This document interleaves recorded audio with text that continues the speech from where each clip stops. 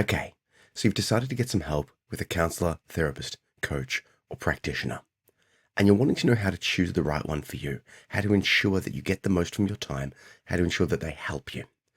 What I want to do in this video is to guide you through that process with a little bit of research, a little bit of guidance from my experience as a therapist and as a client of therapy.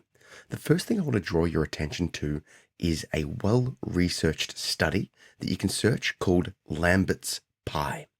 It highlights the percentages of change that people get from different aspects of therapy. So if you have a look, you can see that 40% of the change in the individual, so someone goes and sees a therapist, 40% of the change is based on the client's variables. You, what aspects are arising in you and your readiness for change. 15% are expectancy and placebo effects. So if you think something is going to work, regardless of whether it's valid, whether it's been proven, if you just think it's going to work, the placebo effect will, make it partially work. The models and the techniques, 15% of the change. Now, this is really interesting to me because as a therapist, we spend years, if not longer, studying, perfecting, going into the different theories and concepts and ideas of how to do the therapy. But only 15% of the change is impacted by that choice. So what that means is that that's not that important. What is important is the therapeutic relationship, 30% of the change. So if you are ready for change, if you're expecting to be able to change, if you want to change and you find a therapist that you resonate with, most of the change is there for you. So what I would suggest you do is shop around. One of the things that I do when I'm looking for a therapist or a guide or a coach or a supervisor or whatever it is I spend the first session being, almost like I'm interviewing them. Because really I am. This is going to be a long-term connected relationship that, if works, I'm going to be expressing deep core aspects of myself. I need to trust that that person can hold space for it and that they will be able to guide me beyond what I can do by myself and beyond what I can do by other people. I am giving them money and time and my own vulnerability.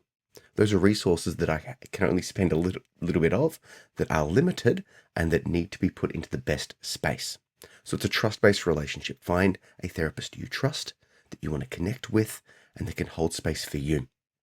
Be critical. If something feels off, go somewhere else. That's okay. If something doesn't feel off, but you just get a bad vibe or you don't like it or you don't feel connected, that's okay.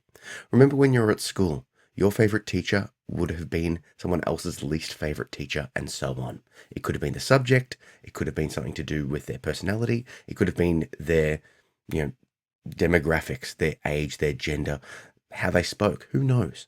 But it doesn't matter. You don't have to sit with the first therapist you find.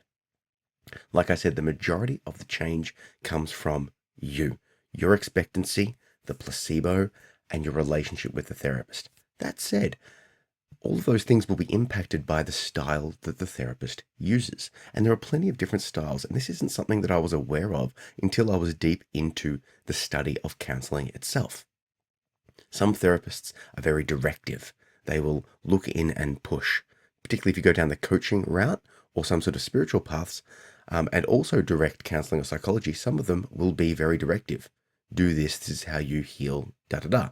Others will be very non-directive, allowing you to speak, allowing you to explore, and just sort of mirroring back to you.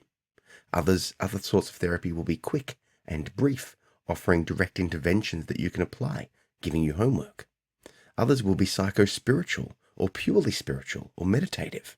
Others will involve changes or suggestions that work on the mind, but also the body and the social impacts, relationships.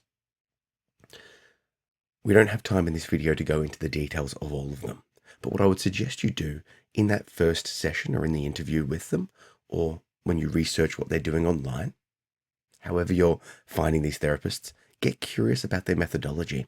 Ask them, what approach do you take? They should be able to highlight how they work with clients, what the work looks like in session, and what you could expect from their sessions. Yeah. And also a little bit of a self-awareness. What are you going to them with? What problems are you facing? What diagnoses do you have? Where do you want to get to? You can ask them, like, hey, do you work with people like me?